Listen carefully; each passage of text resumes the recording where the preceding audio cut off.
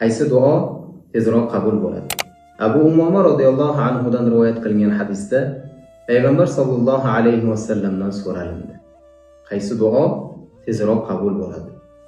Shunda Payg'ambar sollallohu alayhi vasallam tun oxirining o'rtasida hamda farz namozlari ortidan qilingan duo deb javob berdilar. Imom Termiziy rivoyati. Demak, inson mana shu ikki vaqtda duoga ko'proq e'tibor bermoqligi. Ya'ni tun oxirining o'rtasidagi vaqt bu tahajjud vaqti. Inson ana shu hamma uyqudalik vaqtida turib, ibodatini qilib, qo'llarini duoga ochib, Alloh taolodan hojatini so'raydigan bo'lsa, Alloh taolo tez fursatlarda u bandani duosini ijobat qiladi.